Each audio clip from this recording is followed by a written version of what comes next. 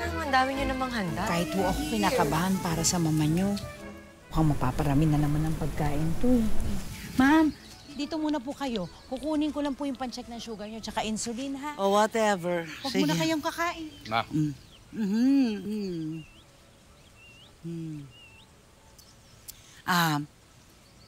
Mabuti umalis kayo ng maaga sa farm. At thank you, pinaunlakan mo ang aking invitasyon. Ma, mukhang nagpapalakas kayo sa amin ni Catherine. Siyempre naman, para sa atin to. Pero ma, hindi niyo na po kailangan gawin tong gantong effort. Ang dami niyo pong hinanda. Walang effort yan. And also, this is to welcome a dear friend.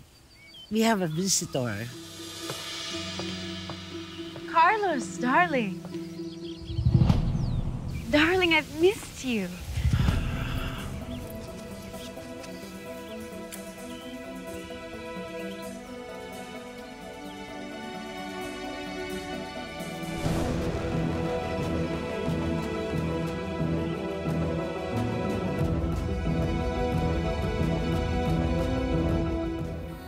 Is this the way to greet an old friend, Carlos? Ma, hindi ko akalaing darating siya. Mommy, sino po siya? Toy, apo. This is your Tita Venus. She's a friend of the family. What a handsome young man. Mana sa daddy. God bless.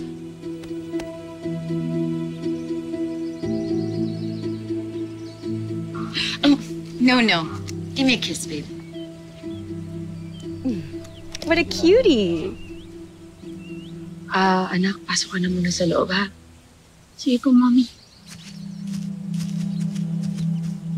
Long time no see, Catherine. Catherine, bisita ko siya. And she's here for business. Di ba, Carlos? Remember, panangako ni Venus na pahihiramin tayo ng mga lupa niya to produce more crops.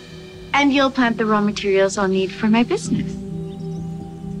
For you, my darling Carlos. And for you?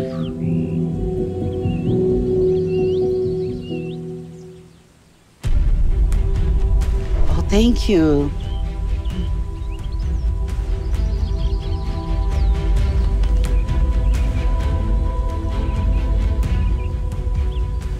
Cheers to our partnership. Cheers.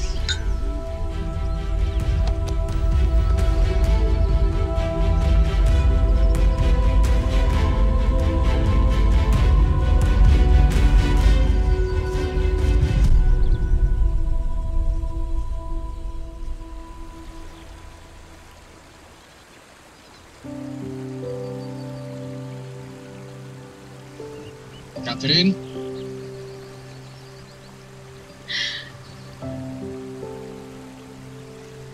Bakit di mo sinabi sa akin?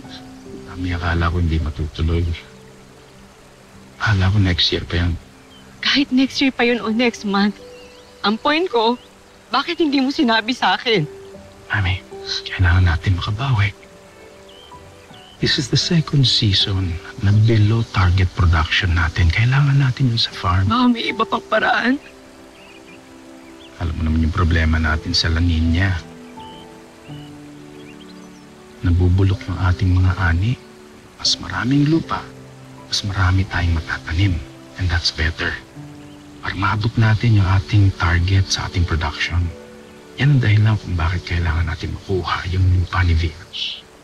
Pero Carlos, alam mo kung anong kasalanan ng pamilya nun sa pamilya ko, hindi ba? Alam natin parehas, sangayon sa batas, dapat... Saan naman hilingi tatay eh? Ito pag sinasaka namin. Ibigay yung lupang karapat-dapat para sa amin. Bastos ka! Ano mo?